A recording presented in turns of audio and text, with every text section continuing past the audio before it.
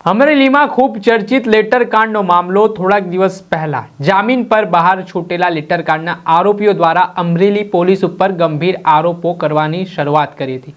જે રીતે આ સમગ્ર મામલાની તપાસ સ્ટેટ મોનિટરિંગ સેલના ડીઆઈજી નિલીપ રાય દ્વારા કરવામાં આવી રહી છે। તે મામલાને લઈને જ જામીન ઉપર લેટરકાંડના આરોપીઓ જે બહાર આવ્યા છે તેમના દ્વારા ગાંધીનગર રાજ્યના પોલીસ વડા વિકાસ સહાયની કચેરીએ લેખિતમાં રજૂઆત આપી છે ને આ આરોપીઓ દ્વારા ફરી એકવાર આ ઘટનામાં જે સંડોવાયેલા લોકો છે તેમની પણ ઓળખ પરેડ કરાવવામાં આવે તે પ્રકારની માંગ કરી છે। અને પાયલ ગુટી સાથે જે ઘટના બની હતી તે ઘટનાને લઈને તેઓ શું આરોપ કરી રહ્યા છે વિગતે વાત કરીએ।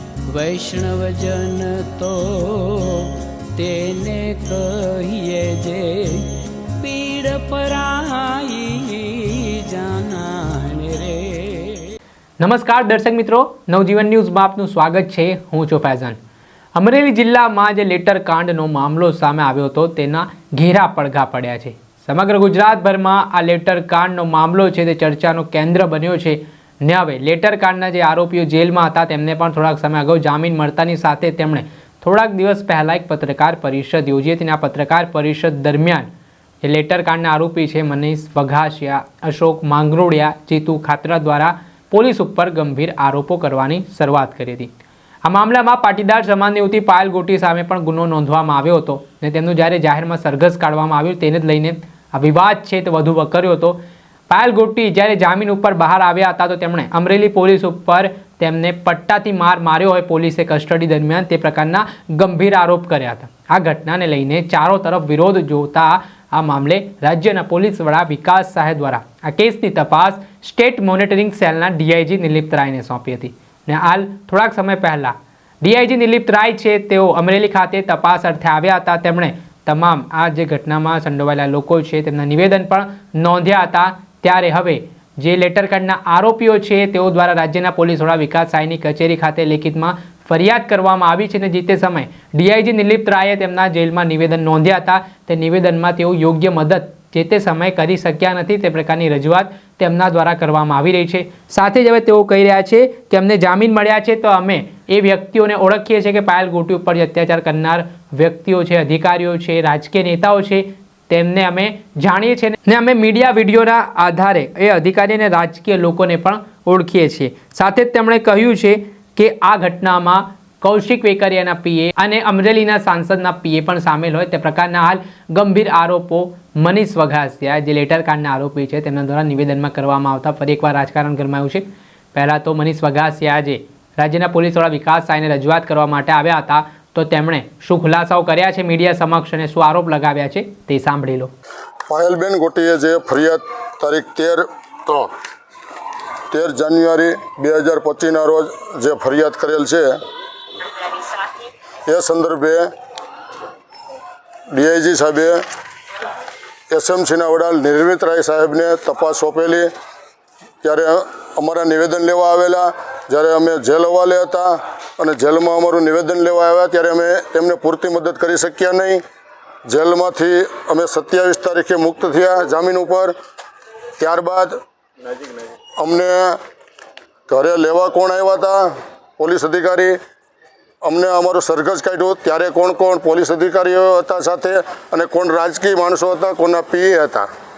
અને જ્યારે અમને એલસીબી ઓફિસમાં માર મારવામાં આવેલો ત્યારે એસપી સાહેબ અને તેમની હાજરીમાં કોણ કોણ પોલીસ કર્મીઓ હતા ત્યારે અમે એમને ઓળખી શક્યા નહોતા કે અમને કોઈ ખબર નહોતી કે આ કોણ પોલીસ કર્મીઓ છે। અમે જેલમાંથી બહાર આવ્યા પછી આપને જે અમારા સરઘસ કાઢ્યું ત્યારે વિડીયો ઉતારેલા, એસપી સાહેબની સામે અમને જે પ્રેસ કોન્ફરન્સ એમણે કરી અમારી અટક કર્યા પછી ત્યારે આપના જે મીડિયામાં જે આપના વિડીયો બધા જોયા અમે, ત્યાર પછી અમને એવી ખબર પડી કે આ અધિકારી અમને લેવા આવ્યા હતા ઘરે। આ અધિકારી છે એ અમારો સરઘસ કાઢ્યું ત્યારે હતા, આવડા રાજકીય માણસો હતા, એમના પીએ હતા અને આ લોકો મારવાવાળા હતા। તો અમે એની આઈડી પરેડ માટે અહીંયા રજૂઆત કરવા આવ્યા છીએ।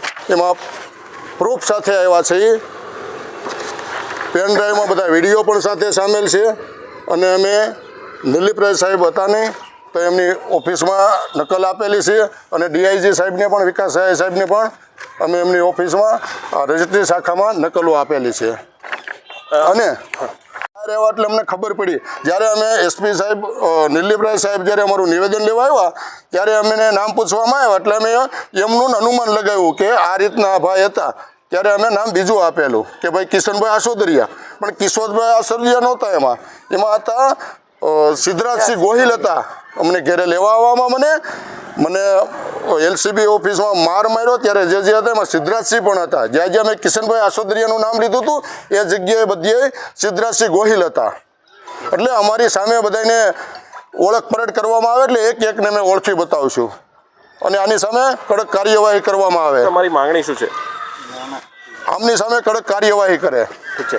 મનીષભાઈ, તમે ગઈ વખતે જ્યારે થોડા દિવસ પહેલાં રાજકીય નિવેદન પણ આપ્યું હતું કે કેટલાક રાજકીય નેતાઓનું નામ લેવા માટે દબાણ થતું હતું, ફરિયાદમાં તેનો ઉલ્લેખ છે કે કેમ નથી? તો શા માટે નથી? કેમ નિવેદન આપ બદલી રહ્યા છો? નહીં, નિવેદન નથી બદલી રહ્યા.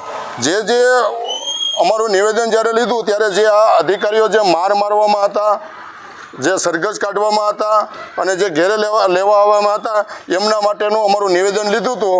એટલા માટે એમાં જે અમે પૂરું મદદ નહોતા કરી શક્યા એટલા માટે અમે લેખિતમાં પૂર્તતા સાથે પ્રૂફ સાથે આવ્યા છે. અમે વ્યક્તિગત ઓળખતા પણ નહોતા. ત્યારબાદ અમારી એવી હવે રજૂઆત છે કે જે આ લોકો હતા અમને મારવામાં એણે જેમ અમને એસપી ઓફિસમાં એમની પાછળ આઈડી પરેડ અમારી કરેલી અને પ્રેસ કોન્ફરન્સ યોજી એ જ રીતે એ કર્મચારીઓને અમારી સામે લાવે એટલે અમે એક એકને ઓળખી બતાવીશું કે આ એસપી સાહેબ હતા, આ પીઆઈ સાહેબ હતા, આ પોલીસ કર્મચારી હતા, આ રાજકીય માણસો હતા. જ્યારે અમારું સરઘસ કાઢવામાં આવેલું ત્યારે કૌશિકભાઈ વેકરિયા જે નાયબ દંડક છે તેમના પીએ જિલ્લા પંચાયતના કર્મચારી છે અને નિહાર કાલાવડિયા જેઓ આ સરઘસમાં હતા. ત્યારબાદ જે અમરેલીના સાંસદ ભરતભાઈ સુતરિયા તેમના પીએ કહેવાતા દિલીપભાઈ સાવલિયા પણ આ સરઘસમાં સામેલ હતા.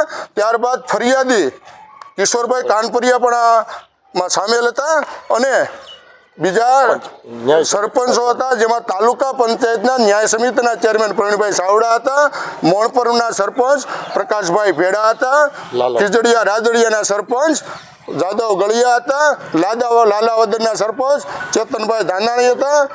આ સિવાય જે હતા એમના અમે આખી ઓળખ પરેડામાં જોયા, વિડીયોમાં તમે જે આપ્યા હતા એ આ લોકો સાથે સામેલ હતા. એટલે કૌશિકભાઈના પીએ હતા એટલે અમારી જે સરઘસ કાઢ્યો એમાં કૌશિકભાઈની હાજરી હતી જ અને ભરતભાઈ સુતરિયાના પણ પીએ હતા એટલે એ સરઘસમાં એમની પણ હાજરી હોય એવું અમને ફરિયાદીઓ પ્રમુખ કિશોરભાઈ કાનપરિયા પણ હતા.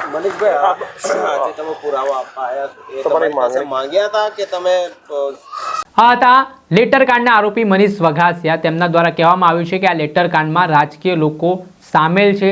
સાથે જ જે તે સમયે જ્યારે તેમના ઘરેથી તેમને લેટર કાંડ મામલે પૂછપરછ માટે જે પોલીસ કર્મચારી લેવા માટે આવ્યા હતા તે કિશોરભાઈ નહીં પરંતુ સિદ્ધરાજ ગોહિલ નામના વ્યક્તિ છે. તે પ્રકારના આરોપો તેઓ કરી રહ્યા છે ને જેમ તેમની ઓળખ પરેડ જાહેરમાં કરાવવામાં આવી તેવી રીતે રાજકીય નેતાઓ અને જે જવાબદાર અધિકારીઓ છે તેમની પણ ઓળખ પરેડ કરાવવામાં આવે તે પ્રકારની માંગ સાથે રાજ્યના પોલીસ વડા અને ડીઆઈજી દિલીપ રાયને હાલ લેટરકાંડના આરોપી મનીષ વઘાસિયા, અશોક માંગરોળી અને જીતુ ખાતર દ્વારા જાહેરમાં લેખિતમાં રજૂઆત કરવામાં આવી છે. ત્યારે હવે જોવાનું રહ્યું કે આગામી સમયમાં ડીઆઈજી દિલીપ રાયની તપાસમાં શું ઘટસ્ફોટ થાય છે. ડીઆઈજી દિલીપ રાય આગામી દિવસોમાં તપાસ જે કરી રહ્યા છે તે રિપોર્ટ રાજ્યના પોલીસ વડા વિકાસ સાયને સોંપે છે તો આ રિપોર્ટમાં શું ખુલાસા થાય છે તે હવે આગામી સમયમાં જ ખબર પડશે. દર્શક મિત્રો, નવજીવન ન્યૂઝને આપ લાઈક કરી લો, સબસ્ક્રાઇબ કરી લો અને શેર કરવાનું ભૂલતા નહીં. વૈષ્ણવજન તો તેને કહીએ